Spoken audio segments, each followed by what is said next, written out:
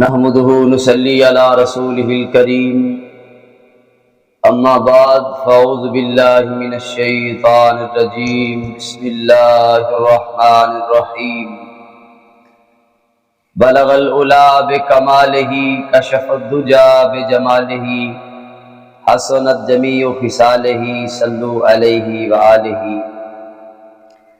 تمامی احباب السلام علیکم ورحمۃ اللہ وبرکاتہ۔ دو شخص کسی سفر پر روانہ تھے۔ دوپہر کے کھانے کا وقت ہوا تو وہ ایک مقام پر بیٹھے اور کھانا کھانے لگے تو ایک شخص کے پاس 5 روٹیاں تھیں اور دوسرے آدمی کے پاس 3 روٹیاں تھیں۔ دونوں ایک جگہ مل کر بیٹھ گئے اور کہا کہ اکٹھے مل کر کھانا کھاتے ہیں، تو ٹوٹل 8 روٹیاں ان کے پاس تھیں۔ ابھی یہی گفتگو ہو رہی تھی کہ ایک پاس سے آدمی گزرا۔ انہوں نے اس شخص کو دعوت دی کہ بھائی آؤ ہمارے ساتھ مل کر کھانا کھا لو۔ تو اس شخص نے ان کی اس دعوت کو قبول کیا اور جب کھانا کھا لیا تو اس نے 8 روپے ایک شخص کو دیے اور کہا کہ یہ آپس میں بانٹ لینا۔ تو جب ان دونوں نے پیسے بانٹنے چاہے، جس کے پاس 5 روٹیاں تھیں اس نے کہا بھئی یہ لو 5 روپے میں رکھ لیتا ہوں اور 3 روپے تم لے لو۔ تو اس شخص نے کہا نہیں بھائی، مل کر کھانا کھایا ہے اور پیسے بھی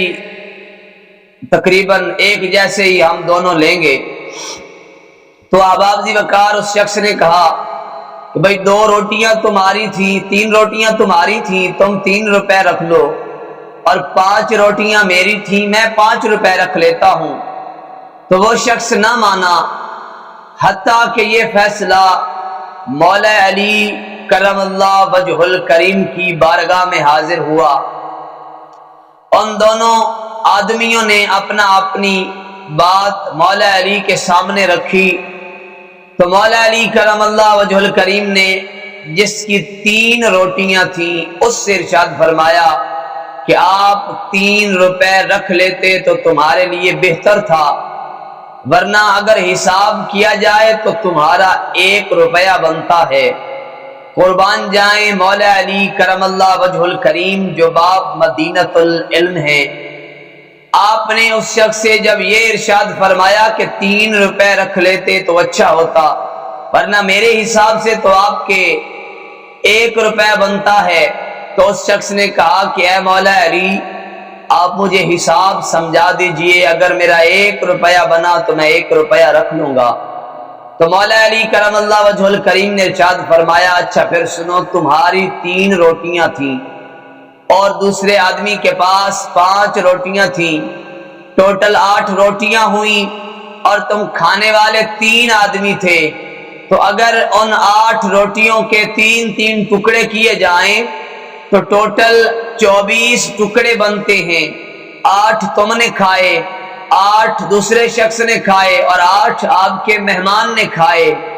تو اس لیے اب سنو، تمہاری 3 روٹیاں تھیں، 3 روٹیوں کے 3 ٹکڑے کرو تو 9 ٹکڑے بنتے ہیں،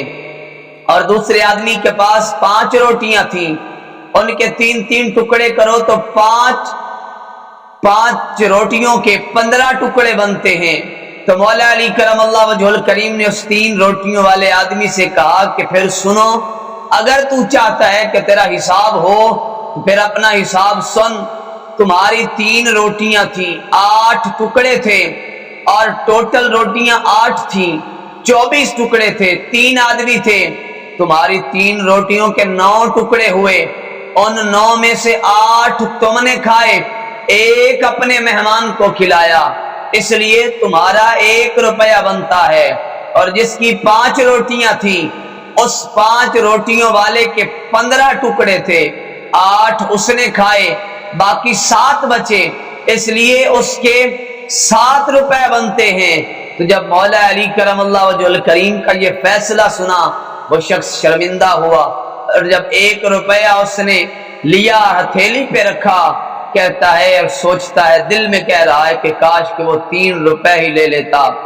اور ابھی یہ شرمندگی بھی نہ ہوتی اور 1 روپیہ ابھی ملا ہے، تو احباب ذی وقار وہ عظمت والی ہستی جسے باب مدینۃ العلم کہا جاتا ہے، انہوں نے بڑے بڑے مشکل فیصلوں کو آسان کر دیا ہے۔ اور اسی طرح کا ایک اور واقعہ ہے، تورات کا ایک عالم جس کا نام مضر تھا،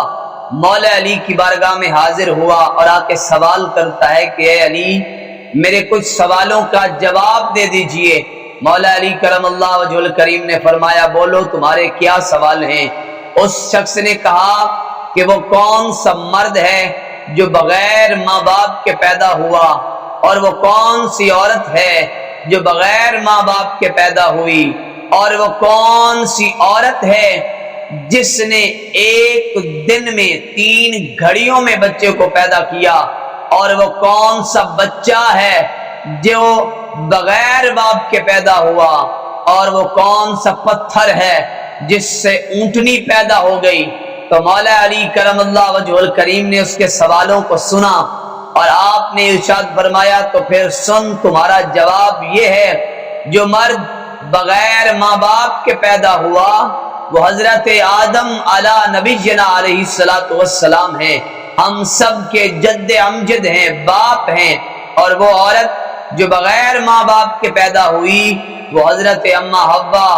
علیہ السلام ہیں، جو بغیر ماں باپ کے حضرت آدم کی پسلی سے پیدا کی گئی۔